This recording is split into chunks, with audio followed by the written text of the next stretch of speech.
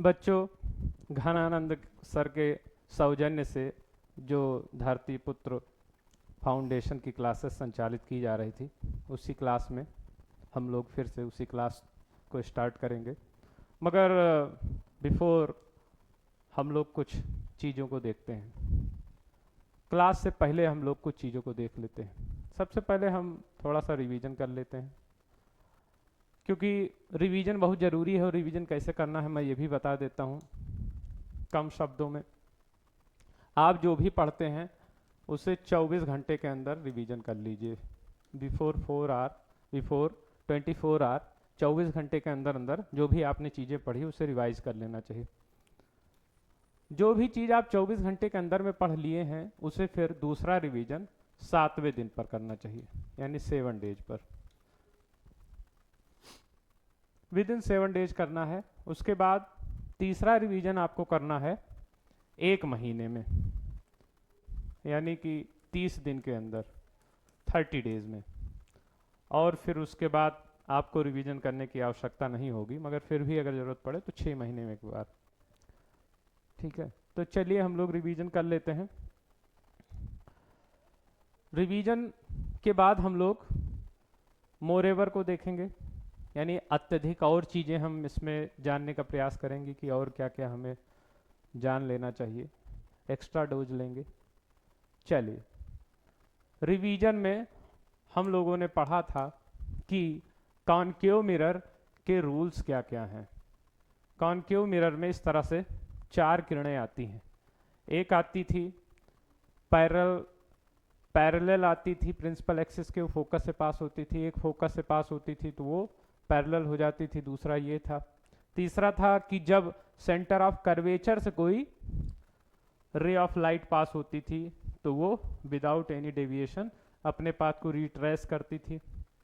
और चौथा ये था कि जब वर्टेक्स या पोल पर पड़ती थी प्रकाश की किरण या रे ऑफ लाइट तो इस तरह से रिफ्लेक्शन होता था। ये 4 नियम थे जो हमने पढ़ा था। Rays parallel to the principal axis pass through the focus. Rays passing through the focus after reflection travel parallel to the principal axis. A ray of light incident on the pole of a concave mirror is reflected back, making equal angles with the principal axis. That is, angle of incidence and angle of reflection are equal. And rays passing through the center of curvature return back along the same path after reflection. So these are the 4 rules we have learned. अवतल दर्पण में प्रतिबिंब रचना के 4 नियम थे, मैंने previous class में अपनी पिछली कक्षा में बताया था। मुख्य अक्ष के समांतर आने वाली किरणें फोकस से होकर गुजरती हैं। फोकस से होकर गुजरने वाली किरणें परावर्तन के बाद मुख्य अक्ष के समांतर जाती हैं। अवतल दर्पण के ध्रुव पर आपतित प्रकाश की किरण मुख्य अक्ष के साथ समान कोण बनाते हुए वापस परावर्तित हो जाती है, यानी आपतन कोण और परावर्तन कोण बराबर होते हैं। और वक्रता केंद्र से होकर गुजरने वाली किरणें परावर्तन के बाद उसी पथ से वापस जाती हैं। तो ये 4 नियम थे, मैंने आपको अपनी प्रीवियस क्लास में बताया था। अब हम लोग मोरेवर में देख लेते हैं कि और क्या चीजें हम पढ़ सकते हैं क्लास 10th के पॉइंट ऑफ व्यू से। तो क्लास 10th के पॉइंट ऑफ व्यू से हम लोग प्लेन मिरर को पढ़ेंगे। प्लेन मिरर को पढ़ना है। Plane mirror, the focus of a plane mirror is at infinity because parallel rays of light reflect back parallel to each other, never converging or appearing to diverge from a point. यानी plane mirror या flat mirror में क्या होता है कि जो किरणें होती हैं वो कभी कन्वर्ज या डाइवर्ज करती ही नहीं है। तो जब वो कभी कन्वर्ज या डाइवर्ज ही नहीं करेंगी तो उनका जो फोकस होगा वो इन्फिनिटी पर होगा, इन्फिनिटी पर होगा। तो प्लेन मिरर का फोकस क्या होता है, इन्फिनिटी होती है। ठीक है। फोकल लेंथ, फोकस दूरी क्या होती है प्लेन मिरर की, फोकस दूरी। The focal length of a plane mirror is considered to be infinite. तो जो प्लेन मिरर या समतल दर्पण होता है, समतल दर्पण की समतल दर्पण की फोकल लेंथ या फोकस दूरी f इज इक्वल टू क्या होता है, इनफाइनाइट होता है। इनफाइनाइट होता है यानी अनंत होता है। ठीक है, अनंत होता है। ठीक, ये आपका क्या है, ये पूरा पूरा इस इमेज में देखिए, ये है आपका समतल दर्पण या फ्लैट मिरर। समतल या फ्लैट या प्लेन मिरर या दर्पण। ठीक है, ये देखिए समतल दर्पण वही दर्पण है जिसमें हम अपना चेहरा देखते हैं। ठीक है, चलिए आगे चलते हैं हम लोग। तो ध्यान रखिएगा कि प्लेन या फ्लैट मिरर या समतल दर्पण की फोकस अनंत पर या इनफाइनाइट पर होती है, साथ ही साथ फोकल लेंथ या फोकस दूरी इनफाइनाइट या अनंत पर होती है। चलिए अपनी क्लास को स्टार्ट करने से पहले कुछ चीजें हम लोग समझ लेते हैं और देखते हैं, कोड से अपनी क्लास का शुभारंभ करते हैं। साइंस में set limits to knowledge but should not set limits to imagination. यानी साइंस यानी विज्ञान ज्ञान की सीमा को तो निर्धारित कर सकता है, लेकिन कल्पना की सीमा को निर्धारित उसे नहीं करना चाहिए। सही बात है, कल्पना ने ही विज्ञान को जन्म दिया है। विज्ञान भी अगर कल्पना ही ना होती तो विज्ञान कहाँ से आता। जाहिर सी बात है, आज जितने भी आविष्कार हो रहे हैं, जैसे अभी फ्रोजन लाइट का कॉन्सेप्ट आया कि लाइट को हम लोग फ्रीज कर सकते हैं, फ्रोजन लाइट। तो ये फ्रोजन लाइट का कॉन्सेप्ट भी तो इमेजिनेशन से आया। किसी साइंटिस्ट ने इमेजिन किया होगा कि हम लाइट को फ्रीज करने की कोशिश करते हैं और फिर उसने फ्रीज किया होगा। तो कभी भी कल्पना की लिमिट को साइंस को सेट नहीं करना चाहिए, और इमेजिनेशन बहुत बड़ी पावर है। चलिए इसी बात से हम क्लास का शुभारंभ करते हैं। आज की कक्षा में हम लोग क्या क्या पढ़ेंगे। हम लोग सबसे पहले रिकैप देखेंगे कि हमने अपनी प्रीवियस क्लास में क्या क्या पढ़ा था। मुझे पता है कि आज मेरी क्लास 2-3 दिन का गैप हुआ है, करीब 3 दिन बाद मेरी क्लास चल रही है, तो रिकैप जरूरी भी है। पहले रिकैप हम लोग देखेंगे, उसके बाद फिर हम लोग रे डायग्राम देखेंगे। रे डायग्राम के बाद चलिए हम लोग रिकैप से अपनी क्लास का शुभारंभ करते हैं। देखिए, कभी भी कर्व मिरर होगा तो उससे, कर्व मिरर में 2 तरह के मिरर होते हैं, कन्वेक्स मिरर और कॉनकेव मिरर। तो मैंने आपको बताया था कि कॉनकेव मिरर से किस तरह से इमेज फॉर्मेशन होता है। जैसे मैंने बताया था कि सी से अगर परे हो, फॉर द फार्दर देन सी, यानी सी से परे, सी से परे अगर हो तो किस तरह से प्रतिबिंब या इमेज बनता है। एट सी यानी सी पर हो तो किस तरह से बनता है। मैंने बताया था बिटवीन सी एंड एफ, सी और एफ के बीच हो तो किस तरह से प्रतिबिंब बनता है। और मैंने बताया था कि जब एफ पर ही हो तो प्रतिबिंब कैसे बनता है। ठीक है, तो ये सब मैंने बताया था। और ये 5वीं केस है, इसमें कुल देखिए 5 केस है। एफ और वी, या वी को ही पी कहते हैं, तो एफ और पी के बीच में अगर ऑब्जेक्ट या वस्तु हो तो किस तरह से प्रतिबिंब बनेगा, ये मैंने अपनी प्रीवियस क्लास में आप लोगों को बताया था। मैंने आपको प्रीवियस क्लास में बताया था डिटेल में कि अगर इन्फिनिटी या अनंत पर ऑब्जेक्ट हो तो क्या होगा, अगर सी से परे हो ऑब्जेक्ट तो क्या होगा, यानी सी के पीछे अगर ऑब्जेक्ट रखा हो तब क्या स्थिति बनेगी, सी पर वस्तु हो तब क्या होगा, और सी और एफ के बीच हो तब क्या होगा। साथ ही साथ अगर ऑब्जेक्ट एफ पर यानी फोकस पर रखा हो तब प्रतिबिंब की प्रकृति और स्थिति क्या होगी। एफ और पी के बीच में हो वस्तु तब क्या कंडीशन बनेगी। इसके साथ ही साथ अब हम लोग इतनी चीजों को शॉर्ट में देख लेते हैं।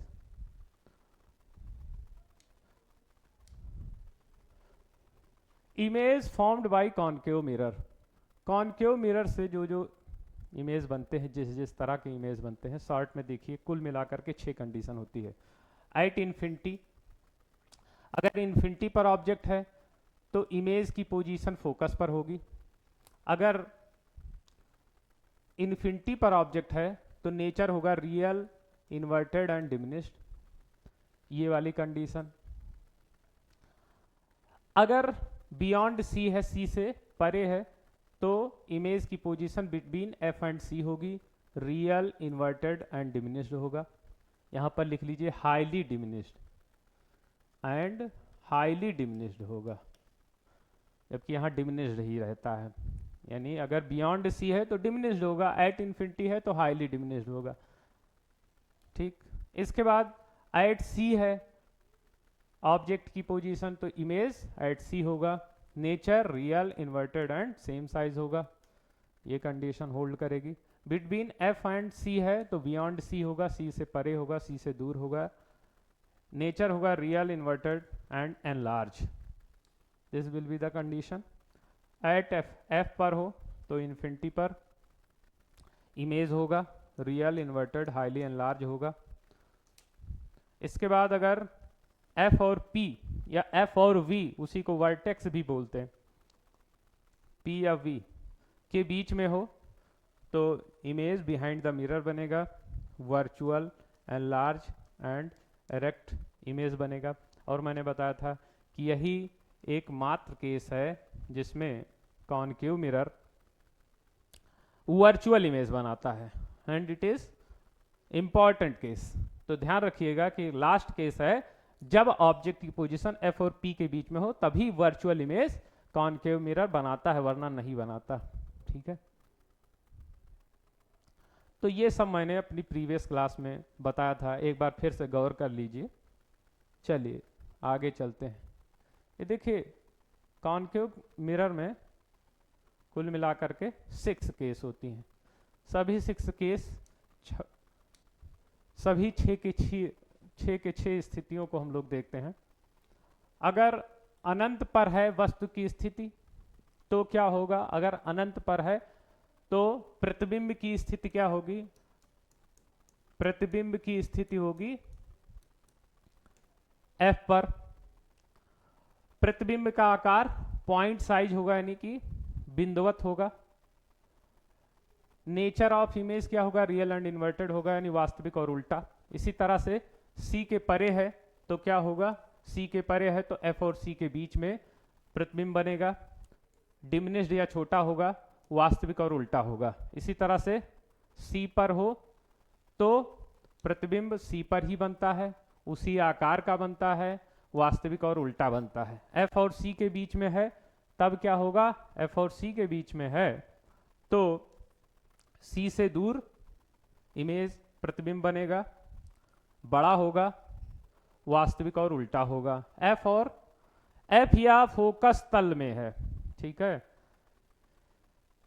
इसके बाद आता है एफ पर है, तो एफ पर है तो अनंत पर बनेगा, हाईली एनलार्ज होगा, रियल और इन्वर्टेड होगा। एफ और पी के बीच में है, यानी इसी को हम लोग कहते हैं एफ व वी के बीच। एफ व वी के बीच में है या एफ व पी के बीच में है, तब दर्पण के पीछे प्रतिबिंब बनेगा, बड़ा होगा, वास्तविक आभासी और सीधा होगा। ये आभासी, वर्चुअल एंड डायरेक्ट, आभासी और सीधा होगा। तो ये 6 के 6 स्थितियां हैं जिसको मैंने आप लोगों को बताया था। चलिए आगे चलते हैं, रे डायग्राम में आते हैं।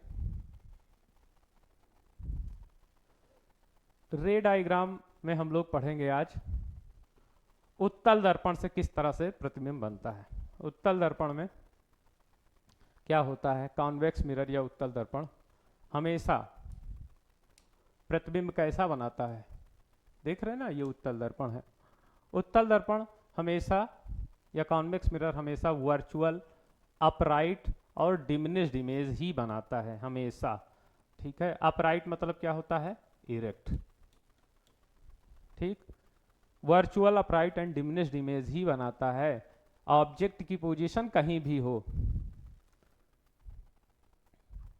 स्टैंडर्ड लॉज क्या हैं, इसके प्रमुख नियम क्या क्या हैं, उसको हम लोग देखते हैं। चलिए स्टैंडर्ड लॉज को देखते हैं। इसके लिए कुल मिलाकर के 4 रूल हैं। A ray parallel to the principal axis appears to diverge from the focal point, a ray towards the focal point.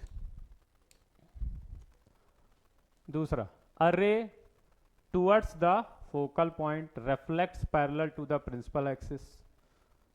तीसरा, a ray towards the centre of curvature reflects back along the same path.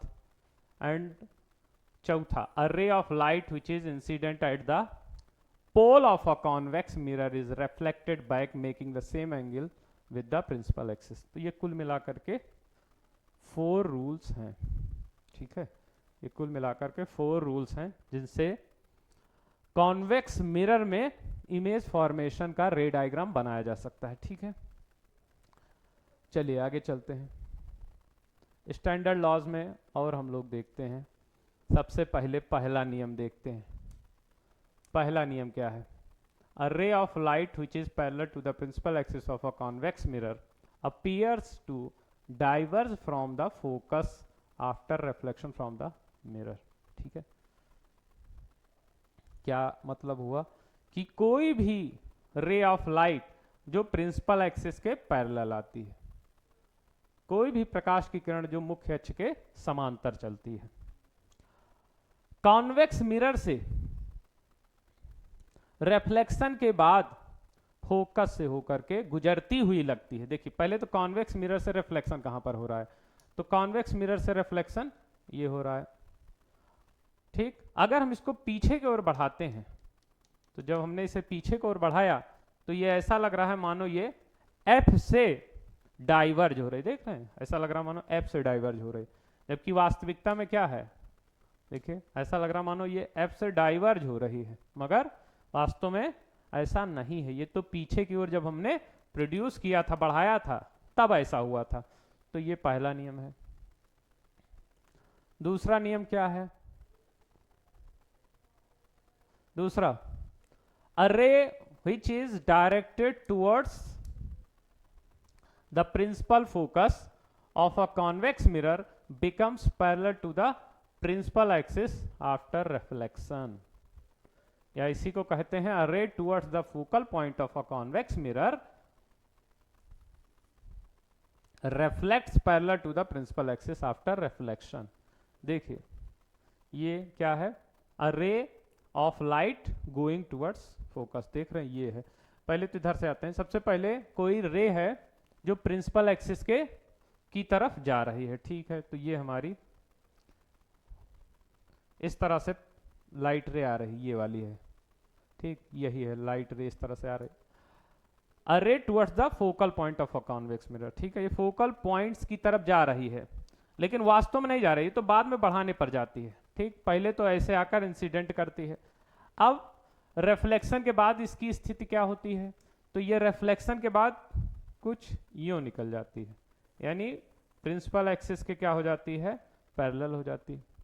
तो जब ये principal axis के parallel हो गई, तो हमने देखा कि जब इसको जो रे ऑफ इंसिडेंट आ रही थी उसको जब हमने पीछे की ओर प्रोड्यूस किया, तो हमने देखा कि वो किधर की ओर जा रही थी, ऐसा लग रहा था मानो फोकस की ओर जा रही है। तो फोकस की ओर जा रही है। तो अगर कोई रे ऑफ लाइट ऐसी है जो फोकल पॉइंट की ओर जा रही हो, तो वो आफ्टर रिफ्लेक्शन प्रिंसिपल एक्सिस के पैरेलल हो जाएगी, देखिए, ठीक है। ये प्रिंसिपल एक्सिस के पैरेलल हो गई, ठीक। तो ये दूसरा नियम है। तीसरा नियम क्या है?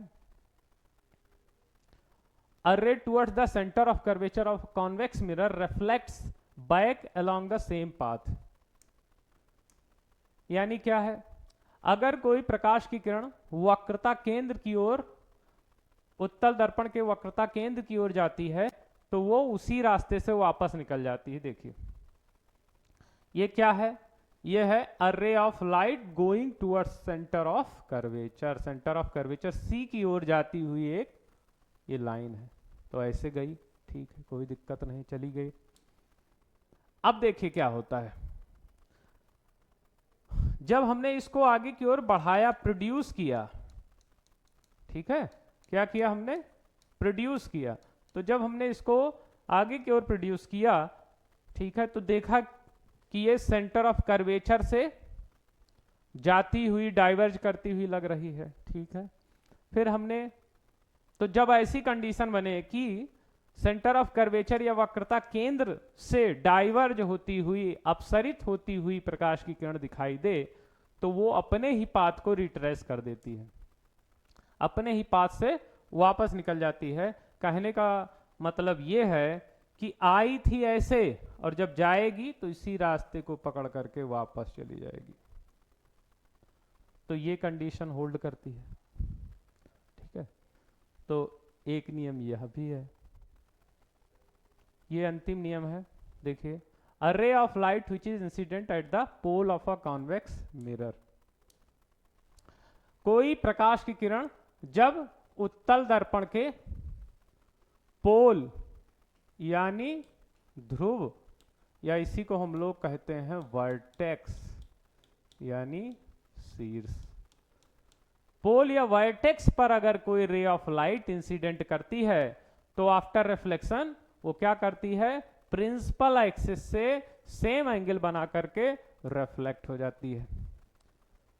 तो वो परावर्तन के पश्चात मुख्य अक्ष के साथ समान कोण बनाते हुए परावर्तित हो जाती है। देखिए ये क्या है, a ray of light incident at pole P, ठीक है, a ray of light incident at pole P, ये वाली रे।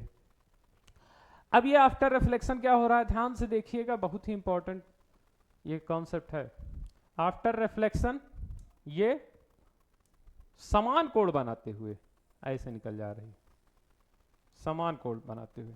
समान कोण का क्या तात्पर्य है, देखिए मुख्य अक्ष था, मुख्य अक्ष से इसने कितना कोण बनाया था, आई बनाया था, और जब रिफ्लेक्शन हुआ तो मुख्य अक्ष से कितना कोण बनाया, आर बनाया, तो I is equal to are, ठीक है। क्या है, लॉ ऑफ रिफ्लेक्शन। तो समान कोण बनाते हुए इस तरह से ये निकल जाती है, ठीक। तो इसे क्या कहते हैं, ये आपका चौथा या अंतिम नियम है। चलिए,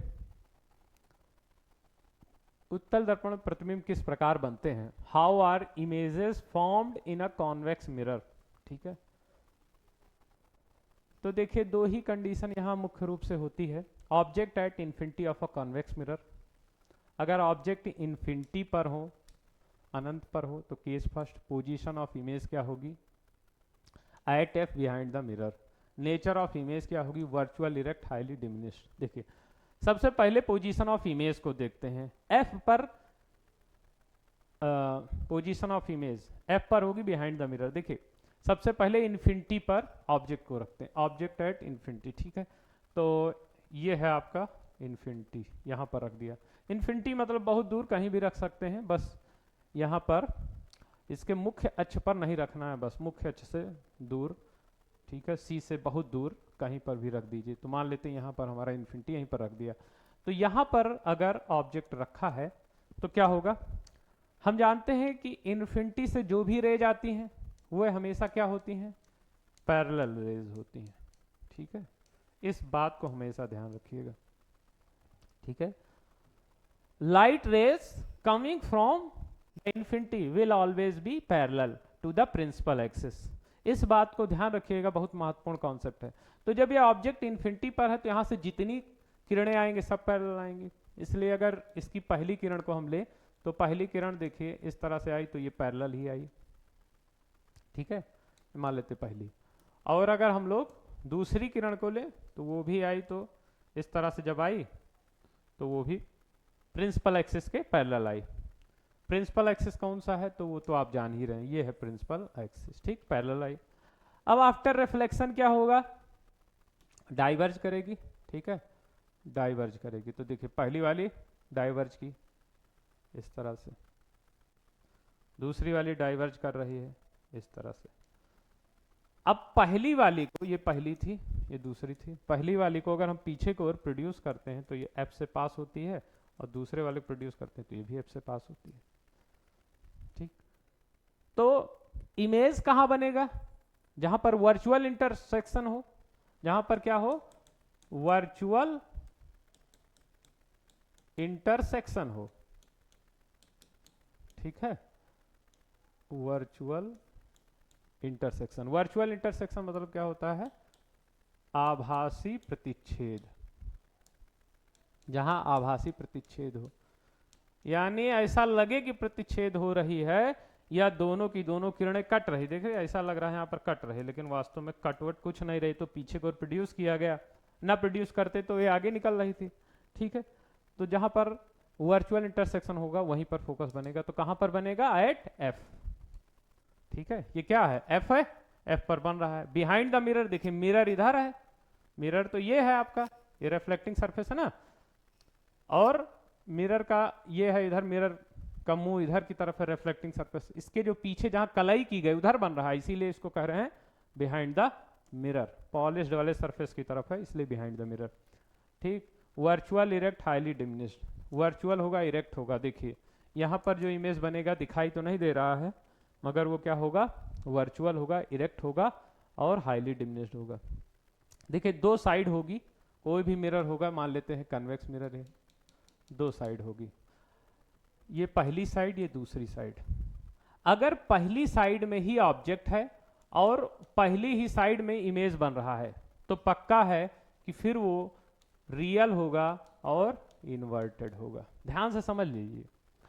और अगर ऑब्जेक्ट की पोजीशन पहले साइड में है और इमेज की पोजीशन दूसरे साइड में है, इमेज दूसरे साइड में है, यानी ऑब्जेक्ट आपका रिफ्लेक्टिंग सरफेस की तरफ है और इमेज आपका पॉलिश्ड सरफेस की तरफ है, किस तरफ है, पॉलिश्ड सरफेस की तरफ, तो क्या होगा, तो ऐसी सिचुएशन में जो इमेज बनेगा वो होगा वर्चुअल एंड इरेक्ट। तो यहां देखिए यही कंडीशन बन रही, ऑब्जेक्ट है पहली वाली साइड में, ये इस साइड में, और दूसरे साइड में आपकी इमेज है, देखिए यहां एफ पर इमेज है, तो इमेज है रिफ्लेक्टिंग सरफेस की तरफ, सॉरी ऑब्जेक्ट है रिफ्लेक्टिंग सरफेस की तरफ और इमेज है फोकस की तरफ, तो जब साइड बदल गई तो जो भी इमेज होगा वर्चुअल एंड डायरेक्ट होगा, इस बात को ध्यान रखिएगा। अगर ऑब्जेक्ट और इमेज सेम साइड में है ऑफ अ मिरर, तो जब सेम साइड होगा किसी मिरर के तो वो हमेशा रियल और इन्वर्टेड होगा, और जब डिफरेंट साइड में होंगे तो वो क्या होंगे, वर्चुअल एंड इरेक्ट होंगे। तो साइड बदला, ठीक है, तो इसलिए ऐसा हो रहा है। मुझे लगता है आपको समझ में आया होगा, और जिन बच्चों को ये बात ना समझ में आई हो वो लोग हमें कमेंट सेक्शन के माध्यम से अपना सुझाव दें, बताएं कि सर यहाँ पर ये बात मुझे नहीं समझ में आई है। चलिए आगे चलते हैं।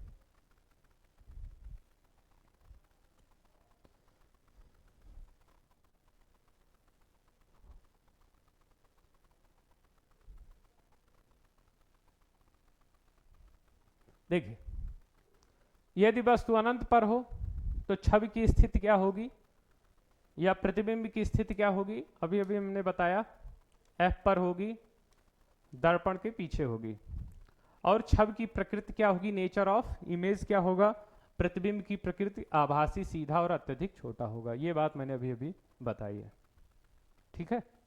चलिए आगे चलते हैं।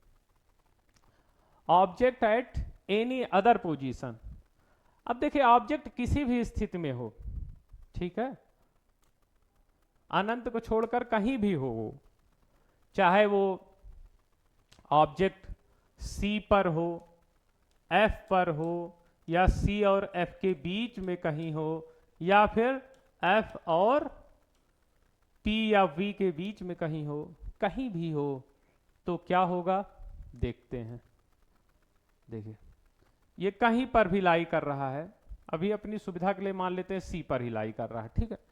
तो अगर सी पर ये लाई कर रहा है, ऑब्जेक्ट आपका, वस्तु आपकी सी पर स्थित है, तो सी पर अगर ऑब्जेक्ट लाई करता है तो प्रकाश की किरण, रे ऑफ लाइट, पहले तो हम लोग ऐसा करते हैं कि अरे parallel to the principal axis ऐसे पास करा देते हैं, फर्स्ट रे है, ठीक। क्या होगा, ये डाइवर्ज हो जाएगी, ठीक है, डाइवर्ज हो जाएगी after reflection through the mirror, और अगर यहीं पर अब देखिए एक रे ऐसे हम लोग पास कराते हैं, ये दूसरी रे है, ठीक है। तो दूसरी वाली क्या होती है, दूसरी वाली देखिए क्योंकि ये ऐसा लगता है मानो फोकस से पास हो रही है, तो जाहिर सी बात है ये प्रिंसिपल एक्सिस के पैरेलल हो जाएगी, तो प्रिंसिपल एक्सिस के पैरेलल हो गई।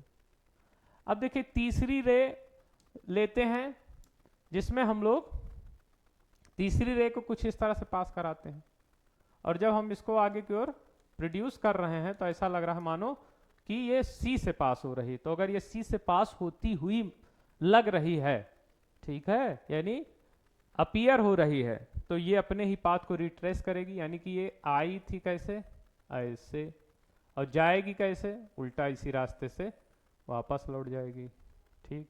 ये तीसरी रे। अब देखिए सारी की सारी रे, ठीक है, सभी की सभी किरणों का कहीं इंटरसेक्शन हो रहा है कि नहीं हो रहा है। तो देखिए यहां पर देखिए ये वाली रे अगर हम इसको पीछे को ओर बढ़ा रहे हैं तो ये लग रहा है कि कहां से पास हो रही, फोकस से पास हो रही। और ये वाली रे भी कहां से पास हो रही थी, देखिए ये भी, ये ऐसे पास हो रही, ये ऐसे पास हो रही, तो दोनों का यहीं पर इंटरसेक्शन हो रहा है। तो जहां पर दो किरणों का, दो रे का इंटरसेक्शन होता वहीं इमेज बन जाता, तो यहीं पर इमेज बन जाएगा। तो देख रहे हैं कि क्योंकि साइड बदल गई, ऑब्जेक्ट इस साइड में है और इमेज इस साइड में है, तो जब डिफरेंट डिफरेंट साइड्स में ऑब्जेक्ट्स होते हैं तो मैंने बताया कि फिर जब डिफरेंट डिफरेंट साइड्स में ऑब्जेक्ट और इमेज होते हैं तो मैंने आपको बताया था कि फिर वो वर्चुअल और इरेक्ट होगा, यानी वर्चुअल इमेज ही फिर वो बनाएगा, और डिमिनिश्ड होगा जो होगा, मगर वर्चुअल और इरेक्ट होगा। तो क्योंकि साइड बदला है इसलिए वर्चुअल और इरेक्ट है, और डिमिनिश्ड है, देखिए छोटा है ना, डिमिनिश्ड है, ठीक है। तो ये ऑब्जेक्ट किसी भी कंडीशन में हो, object at any other position, जब वस्तु किसी अन्य स्थिति में हो तब के लिए। यदि वस्तु किसी अन्य स्थिति में हो, अर्थात यदि वस्तु अनंत और ध्रुव के मध्य हो, तब छवि की स्थिति या प्रतिबिंब की स्थिति क्या होगी, पोजीशन ऑफ इमेज क्या होगी, पी और एफ के बीच में होगी। प्रतिबिंब की प्रकृति क्या होगी, छवि की प्रकृति होगी आभासी, सीधा और छोटा, वर्चुअल, इरेक्ट एंड डिमिनिश्ड, ठीक है। तो मैंने आपको बता दिया ये दो ही कंडीशन बनती है। आज की क्लास को यहीं पर समाप्त करते हैं। Thanks for watching. अपने दोस्तों को और जो आपके जानने वाले हैं उनको इस प्लेटफॉर्म से जोड़िए, बताइए कि धरतीपुत्र फाउंडेशन एक प्लेटफॉर्म है यूट्यूब का जिस पर समस्त कक्षाएं, क्लासेस संचालित हो रही हैं। जुड़िए और लाभान्वित होइए। चलते चलते एक प्रश्न आपके लिए मैं छोड़ दे रहा हूं, आप लोग इसका आंसर कमेंट सेक्शन में दीजिएगा। बहुत ही महत्वपूर्ण प्रश्न है, इंपॉर्टेंट क्वेश्चन है।